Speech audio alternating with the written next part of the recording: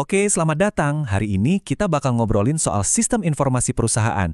Tapi biar gampang, coba deh bayangin sistem itu sebagai sebuah benteng digital. Ya, benteng yang tugasnya ngelindungin aset paling berharga perusahaan, data. Nah, pertanyaannya, gimana caranya kita pastiin benteng ini nggak bakal jebol? Yuk, kita bedah sama-sama.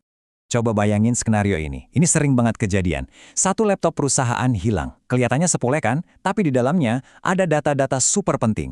Dan yang bikin makin parah, laptopnya nggak dienkripsi sama sekali. Satu kesalahan kecil ini udah kayak retakan pertama di dinding benteng kita. Dan dari satu retakan kecil itu, dampaknya bisa merembet kemana-mana. Data kritis bocor, reputasi bisa hancur, operasional jadi kacau, produktivitas langsung anjlok.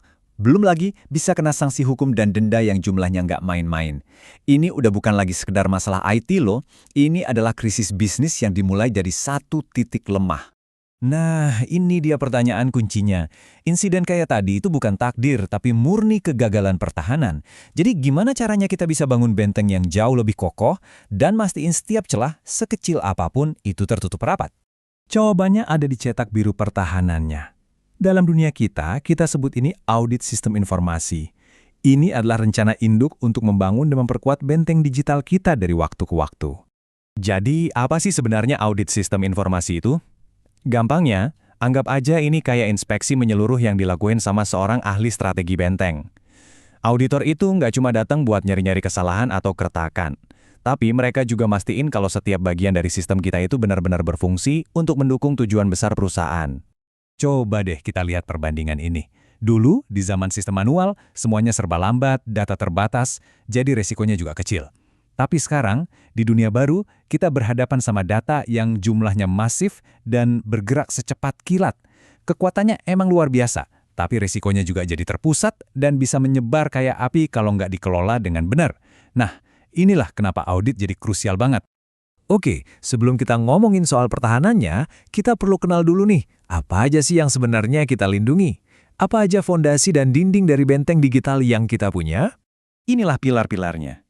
Perangkat keras atau hardware itu ibarat dinding dan fondasi fisiknya. Perangkat lunak atau software itu otaknya. Jaringan itu sistem saraf yang nyambungin semuanya.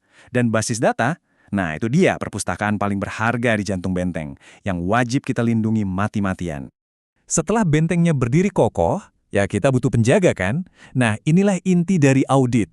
Kita meninjau para penjaga ini, atau yang dalam istilah teknisnya kita sebut sebagai kontrol, yang secara aktif melindungi setiap sudut sistem kita. Jadi, kita itu punya dua lapis pertahanan utama. Ada yang namanya kontrol umum, ini kayak keamanan keseluruhan kastil. Peraturan yang berlaku buat semua orang, dimanapun mereka berada di dalam benteng. Sementara itu, kontrol aplikasi itu lebih kayak penjaga khusus di depan ruang harta karun. Mereka spesifik banget, cuma peduli sama siapa yang boleh masuk dan keluar dari satu area itu. Yuk kita bedah cara kerjanya si penjaga khusus ini. Pertama, pas data mau masuk atau di-input, mereka bakal periksa dulu, ini data beneran valid nggak? Siapa yang masukin? Kedua, pas data lagi diolah atau diproses, mereka bakal mastiin semuanya berjalan sesuai aturan main. Dan terakhir, pas hasilnya udah jadi atau output, mereka juga yang mastiin laporannya akurat dan cuma sampai ke tangan orang yang tepat. Simple, tapi efektif banget. Nah, ini juga penting banget buat dibedain. Keamanan itu ada dua jenis. Keamanan fisik itu buat ngelindungin barang-barang yang bisa kita sentuh. Server, kabel, komputer. Ya, ini soal gembok, kamera CCTV, dan ruang server yang terkunci. Kalau keamanan logis, ini buat ngelindungin hal-hal yang nggak kelihatan. Data, akun, koneksi. Ini dunianya password, firewall, dan enkripsi. Dua-duanya harus kuat. Tentu aja, pertahanan yang hebat itu butuh pemimpin yang hebat juga. Teknologi dan aturan secanggih apapun nggak akan ada artinya kalau nggak ada orang yang tepat untuk ngatur strategi pertahanannya. Dan inilah para komandan kita. Ada CIO, dia ini jenderalnya, yang mastiin strategi IT sejalan sama tujuan bisnis. Terus ada CSO, Chief Security Officer. Dia adalah orang yang paling pusing mikirin soal laptop yang hilang tadi. Ada juga DBA, si penjaga perpustakaan data kita. Dan terakhir, Network Administrator, yang tugasnya jaga semua jalur komunikasi biar tetap aman. Masing-masing punya peran yang vital.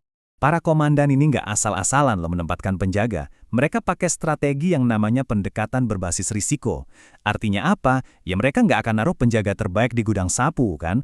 Mereka bakal identifikasi dulu mana aset yang paling berharga, si permata mahkotanya, dan gerbang mana yang paling rawan diserang. Nah, pertahanan terkuat dipusatkan di sana. Ini strategi cerdas, bukan sekedar reaksi panik.